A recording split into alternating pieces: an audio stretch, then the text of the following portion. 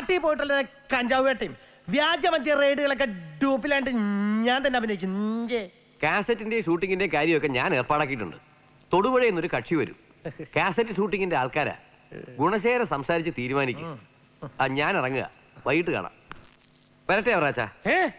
അവര് വന്നോ? വന്നെന്നല്ല, CS പോവുകയാണെന്ന്. കാസറ്റിന്റെ ആൾക്കാർ പുറകെ വരുന്നുണ്ടെന്ന്. ഇങ്ങോട്ട് വന്നേ.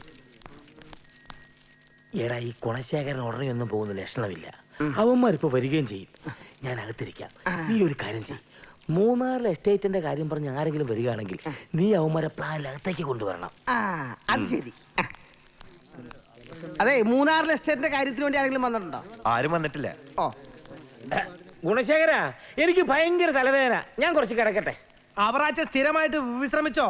വേണമെങ്കിൽ ധനകാര്യ വകുപ്പ് കൂടി ഞാൻ പൊളിച്ചടക്കി തരാം. നമസ്കാരം. നമസ്കാരം. ഞങ്ങൾ മിനിസ്റ്റർ ഒന്ന് കാണാമെന്ന്. അകത്തുണ്ടോ? ഏത് മിനിസ്റ്ററെ? എന്താ കാര്യം? ഒരു കാസറ്റിന്റെ പാർട്ടി എന്ന് പറഞ്ഞാൽ മതി. ഓ, നമ്മുടെ കാസറ്റ് പാർട്ടി.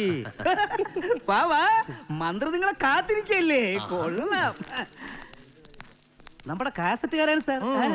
വരണം, ഇരിക്കണം. ഞാൻ നിങ്ങൾ വരുന്നു പറഞ്ഞ് കാത്തിരിക്കായിരുന്നു. അവറാച്ച സാറിന്റെ കാസറ്റിന്റെ പ്രശ്നം ഇവരൊക്കെ അറിഞ്ഞാ തോന്നണേ. എന്താ? അല്ല സാറ്, ഞാൻ ഗുണശേഖരൻ. വിളിക്കാൻ എളുപ്പത്തിന് ഞാൻ ഗുണശേഖരൻ സാറിന് വിളിച്ചോട്ടെ. അല്ല, ഈ അവറാച്ച സാറ്? അവറാച്ചനല്ല, ഈ കാര്യത്തിൽ ഞാനാ സാറ്. വീഡിയോ പിടിക്കണ്ടെന്ന് അവറാച്ചൻ പറഞ്ഞ പിടിച്ചടങ്ങുന്നു ഞാനും. നമ്മൾ ചെയ്തിട്ടുള്ള കാര്യങ്ങളൊക്കെ നാട്ടുകാർ അറിയണ്ടേ? അല്ല, എല്ലാ കാര്യങ്ങളും നാട്ടുകാരെ കാണിക്കുന്നത് മോശമല്ലേ? ധൈര്യമായി പിടിച്ചോളൂ. എന്റെ കൂടെ കുറെ പേര് വേണം. ഗുണശേഖരന്റെ ശക്തി എന്താന്ന് ജനങ്ങൾ അറിയണം. പരശുരാമൻ മഴവും നീട്ടി പിടിച്ച് നിൽക്കുന്നത് പോലെ ഞങ്ങളുടെ ചിഹ്നമായ കോടാലിയെ പിടിച്ച് സാറ് നിൽക്കണം. അയ്യോ, രാമനാഥൻ സാർ ഇവരുടെയൊക്കെ ബ്ലൂ ഫിലിം എടുത്തിട്ട് ഒരു വൻ വ്യവസായമാക്കാൻ പോകുന്നു തോന്നുന്നു. ഒന്നും ആലോചിക്കാനില്ല. നിങ്ങൾ അതിന്റെ ഗൈനോളിഫിക്കേഷനെ പറ്റി മാത്രം ആലോചിച്ചാൽ മതി. ഇതൊക്കെ സാറിന്റെ ഭാര്യ മക്കളും കണ്ടാൽ മോശം. കാണണം. ഇത്രയും കഴിവ് എനിക്കുണ്ടെന്ന് അവര് മനസ്സിലാക്കണം. ഇത് അവർക്കൊരു അഭിമാനമല്ലടോ.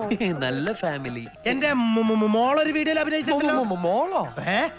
അല്ല, സാറിന്റെ മോളും ഇമാതിരി കാസറ്റിൽ അഭിനയിച്ചിട്ടുണ്ടോ?